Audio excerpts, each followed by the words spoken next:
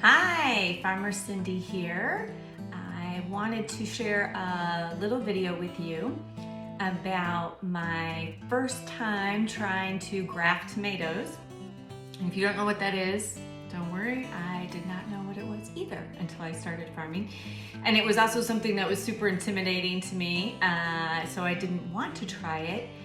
But it is a way of increasing the yield of your tomatoes, of improving disease resistance. It allows you to plant your tomatoes in the same area every year. And we do our tomatoes in the hoop house, and we only have 2 hoop houses. So that's really helpful to think that I could continue to plant my tomatoes in the same spot. With grafting, what you do is you grow out a plant that is called the rootstock, and it's been bred specifically to focus on vigor in the roots and disease resistance. So if you let that plant grow out in fruit tomatoes, it would be pretty wimpy. And at the same time, you're growing out your true tomato seeds. And then after about 10 days, you are going to graft them together. So literally cut them, slice them both, and put them together and grow together. I think we usually think of grafting as something we do with trees, but this is a way of grafting tomatoes. So what grows up and fruits is your true tomato plant, but what goes into the ground and roots and provides the vigor for the nutrients to uptake and to prevent disease is the rootstock.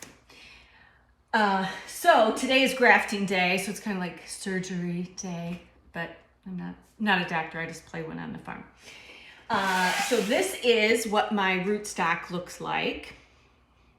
See this? So these have grown out for about 10 days. And then this is one of the trays of plants. Sorry, I have my new camera gizmo and it follows my face. So this is pink brandywine, which is an heirloom tomato, or heritage tomato, as my mom would say.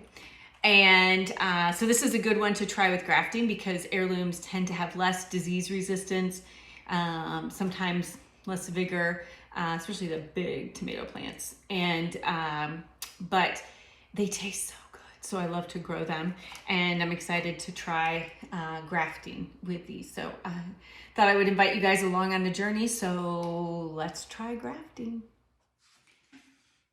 Well, I've started and it's going pretty well so far. Of course, this is just the first step. There's lots of healing that has to happen after this. First of all, in the instructions from JM, who's in his 30s, he didn't mention that if you're in your 40s or 50s, you're going to need reading glasses, because I couldn't even come close to seeing what was happening, and I needed to add extra light. So that was my first steps. So I'm going to do one. These are the ones I've already done. If you can see them here, right there. So you can see they've got a little clip and then a little stick to hold them together. So I'll kind of show you what one looks like here. Oh, my glasses match my plants. That's so amazing. Okay, so this is the rootstock here. So I'm going to cut with the razor blade, not cut myself, right above the cotyledons, which are these first little leaves here. They're not actually true leaves, but they're part of the seed. But I'm going to cut just above that at an angle, about 45-degree angle. And then this dude just goes into the compost pile. Thank you for your service. And then I'm going to take one of these clips. I don't know if you're really going to be able to see this. So see, I squeeze it and it opens up like that. And then that's what holds the stem. So I'm going to pick a scion. So this is pink brandywine, like I showed you. And I'm going to find, I have a lot of extra, so I can kind of pick through and pick the ones that I like the best. And same thing, now I'm going to cut and at an angle. Got that. And I'm going to take my little clippy. I'm going to put this one in about 2/3 of the way down. I have some different size clips too, so like some of them might be a little bigger stems. And then, can you see this? turned the selfie mode off so you couldn't follow me. Okay, so I'll show you this when I'm done, but, and then I'm just gonna match up the angle of the stems of the two cuts and kind of just push it together really gently. And then I use the stick to help it stay upright because the clip has a little bit of weight to it. And these guys are pretty spindly since they've just been in the grow room. They haven't. So this is a close-up look of what it looks like once it's grafted.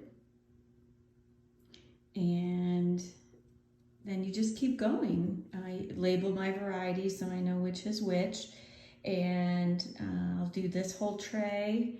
And then I have 3 more trays of rootstock. So I'm gonna try and do a little bit of a lot of different varieties. And then I'm gonna also grow varieties that are not grafted and do a bit of a trial to compare them. So now I'll be here for a couple hours doing this.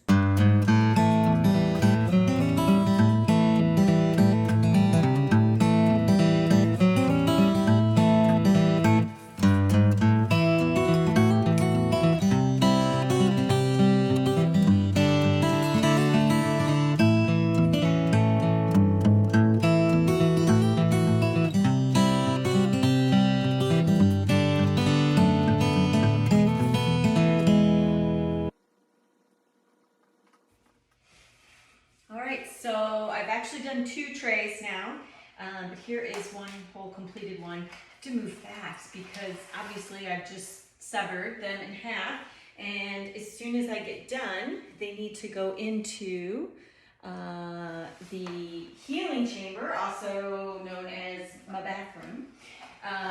So I put this dome on, and I spray it with water so there's high humidity in here, and then they go into an 80-degree dark room. And the reason I'm told that is because they need to focus all of their energy on healing, not on growing. So you don't want any photosynthesis going on. They can't heal and grow at the same time, which is a pretty interesting application for life, I think. Anyway, so I'm gonna do that now. Well, I finished. So it looks like a bit of a war zone in here with a lot of half-cut plants and poor little heads on the ground. So now I have to take these transplants that I didn't use, and I will pot them up into cell trays that have larger cells, more soil, and we'll keep doing that until we're ready to plant them out. But the ones I did finish, I'll show you. I put over here very quickly because this is the healing room. The healing room. So they're going to stay in here for 2 days in complete darkness and 80-degree temperatures with like 95% humidity. So they just will focus. So be very quiet because it's all about healing in here. So real quick, I'll show them that. Here we go. Bathroom makes a great healing chamber. And a little heater to keep them company. And then I'll keep you posted on how they do. That's the grafting journey, day